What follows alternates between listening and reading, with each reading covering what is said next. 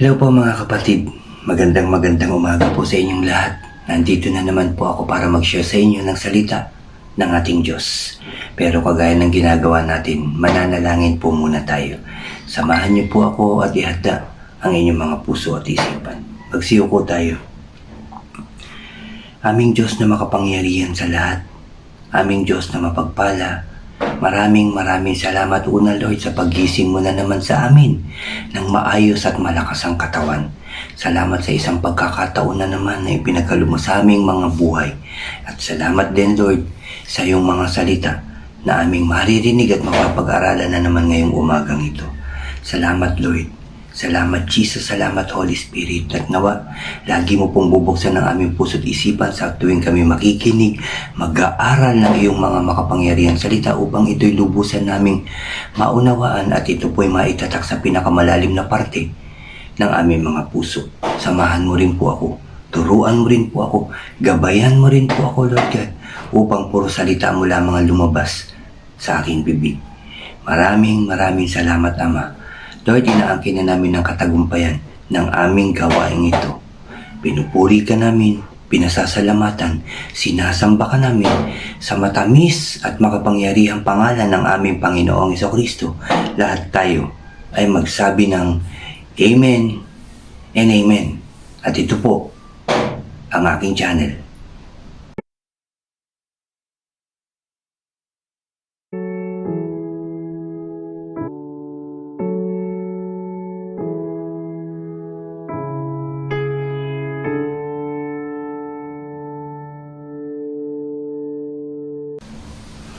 Hello po ulit mga kapatid, ulitin ko lang magandang umaga po at welcome po sa aking channel.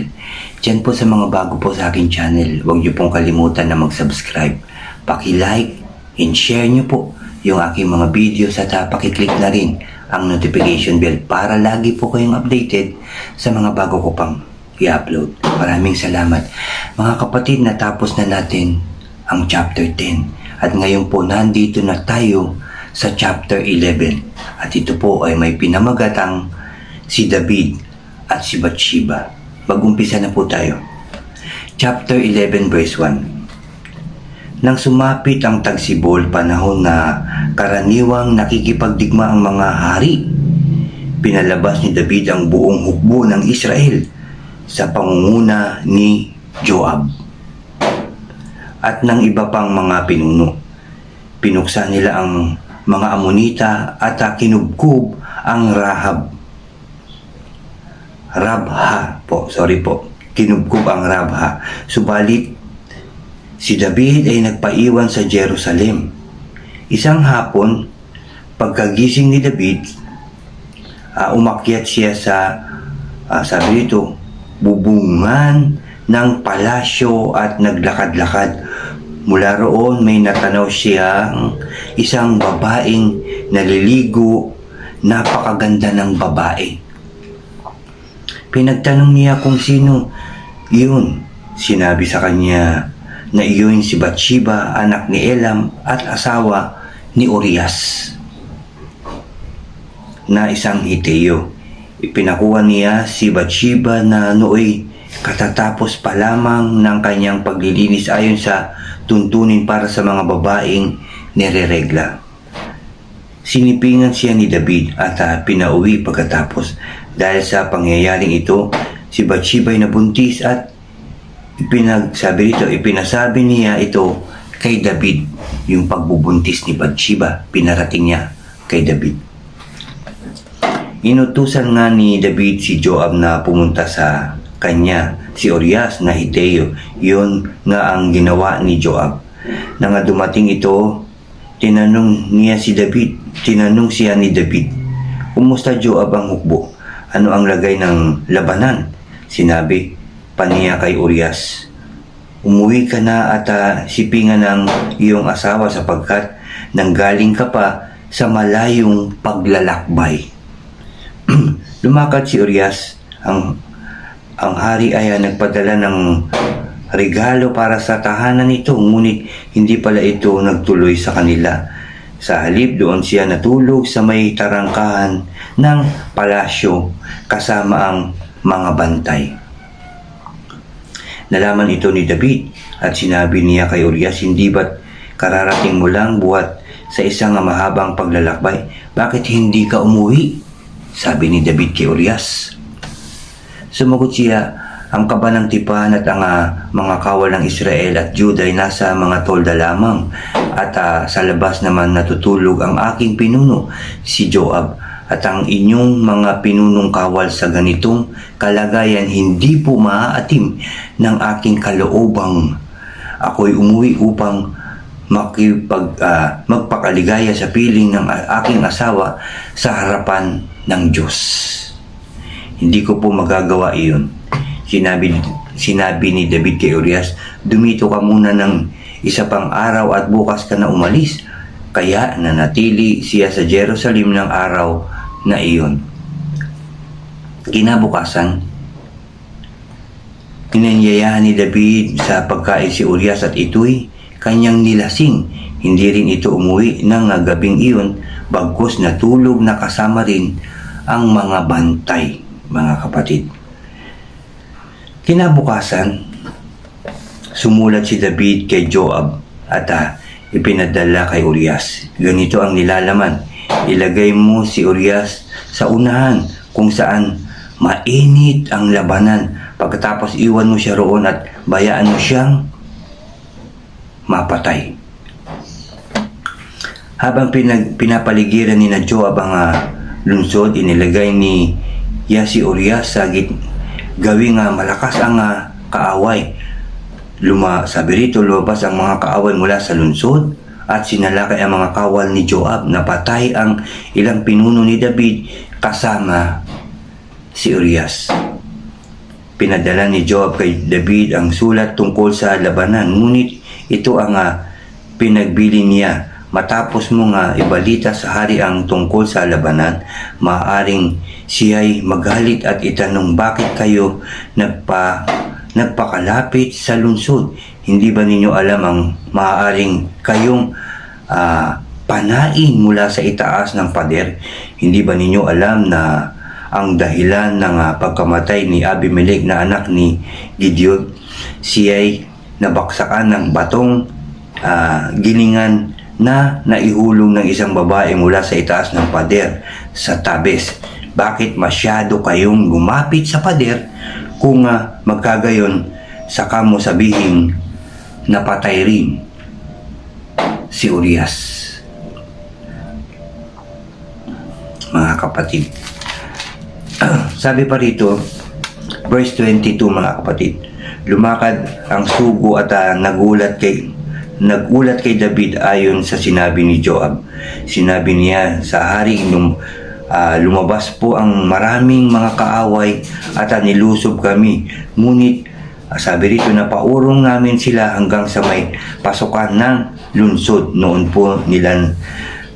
Doon po nila kami tinudla mula sa pader at ilan sa inyong mga pinuno ang napatay. Napatay rin po si Urias.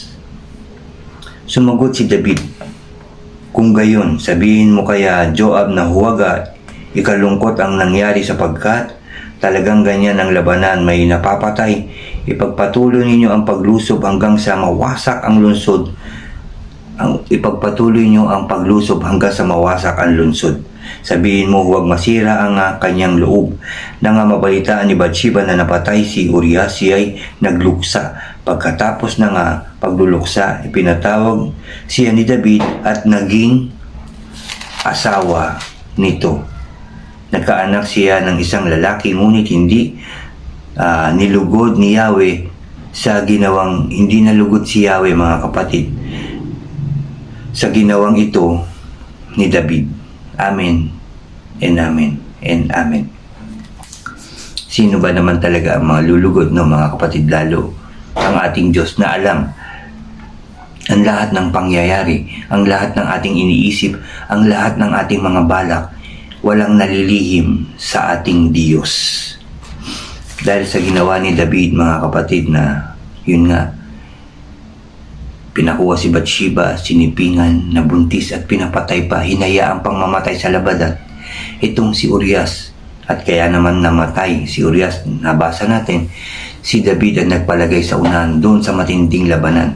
Kaya po namatay si Urias. At pagkatapos magluksa ni Bathsheba, ipinakuha niya to at naging asawa. At sabi nga po sa huli, hindi nalugod si Yahweh sa ginawang ito ni David. Marami tayong mga balak, marami tayong mga pangarap, marami tayong mga gusto sa buhay. Pero nawa yun ay lagi nating ilalapit sa Diyos. Kung yun ba ay nararapat, kung yun ba ay tama, kung yun ba ay nakakalugod sa ating Diyos. Lagi nating isipin, mga kapatid, ang gagawin natin. Maaaring sa ating mga gagawin, maaaring malungkot ang Diyos. At hindi lang malungkot, maaaring magalit ang Diyos. Or malugod ang Diyos sa ating mga gagawin. Siyempre po ang pipiliin natin ay yung malugod, matuwa, masiyahan ng Diyos sa atin at lalo tayong gabayan at pagpalain. Yun nawa ang piliin natin na ating mga gagawin, balak sa ating mga buhay, mga kapatid, upang hindi tayo makasakit din ng ating kapwa. Maging maayos nawa ang lahat ng ating gagawin, balak o kahit man lang sasabihin sa ating mga mahal sa buhay, sa ating kapwa, yung hindi sila masasaktan. Dahil ang gusto ng Diyos, yung maging mabuting tao tayo, maging totoo, maging tapat, mapagmahal, mapagpatawad, at magpakumbaba. Yan po ang gusto ng ating Diyos sa ating lahat. At nawa, ulitin ko lang to, mga kapatid. Lagi po nating ilapit sa Diyos ang ating mga balak, ating mga kagustuhan, ang ating mga pangarap bago natin ito gawin, mga kapatid. Isang guni natin ito sa ating Diyos na buhay dahil hindi natutulog ang Diyos. Hindi bingi ang ating Diyos. Naririnig niya ang lahat. Nakikita niya ang lahat. Salamat sa ating Diyos. At muli, at yan po ang chapter 11, mga kapatid. Tayo po ay mananalangin na. Samahan niyo po muli ako at muling ihandangin yung mga puso at isipan. Magsiyo po tayo. O aming Diyos na makapangyarihan sa lahat, maraming salamat po sa iyong mga salita na aming narinig, nabasa at napag-aralan na naman ngayong umaga ito. Dito, Father God, pinakita mo sa amin, sinabi mo sa amin ang pagkakamali ni David. Masama at masakit ang ginawa ni David, mga kapatid. At nawa, Lord God, huwag namin magawa ang mga bagay na yan. Huwag ka namin masaktan. Huwag namin masaktan ang aming mga mahal sa buhay at ang aming kapwa. Turuan mo kami palagi, Lord, na maging mabuting tao, maging tama at maging totoo sa inyo at sa aming kapwa. Huwag mo po kaming pabayaan, Lord God, na mapahamak at makagawa ng kasalanan sa inyo, O Lord. Lagi mo po kaming lingapin, bantayan, proteksyonan, O God. Huwag mo po kaming pababayaan. San man kami nandun, san man nandun yung aming mga mahal sa buhay at mga kapatid sa pananampalataya, ingatan mo po sila, ingatan mo po kami, ilayo sa anumang kapahamakan, karamdaman, tukso at gawa ng kaaway, O Diyos. Maging mabuting tao kami sa inyo, O God. Salamat po sa lahat, Lord God, sa iyong mga salita na nagpapaalala sa mga bagay na dapat namin gawin, sa mga salita mo na dapat namin sundin, O Diyos. Maraming salamat po. Again, Lord, maraming salamat for all the blessings, guidance, and protection sa bawat tao. Salamat sa kagalingan ng lahat ng may karamdaman, pagkain sa lahat ng nagugutom, kasiyahan sa mga nalulungkot, at yung pagbuo mo po ng bawat pamilya, bawat samahan, at pagkakaisa ng bawat bansa, O God. Salamat po muli. Salamat, Jesus. Salamat, Holy Spirit. Thank you for everything, O God. Salamat sa iyong tunay na pag-ibig sa lahat ng tao. Lord, pinupuri ka namin, pinasasalamatan, sinasamba ka namin. Sa iyo lamang ang pinakamataas na papuri at pagsamba. Sa ngalan ng Ama, ng Anak, at ng Espiritu Santo, lahat tayo ay magsabi ng Amen, Amen, and Amen. Amen po, mga kapatid. Salamat sa salita ng Diyos. Salamat din sa inyo, mga kapatid. Lagi po kayong mag-iingat. Tandaan niyo po, mahal na mahal po tayo ng ating Diyos. God bless po sa inyong lahat at God bless po sa ating lahat. Salamat po.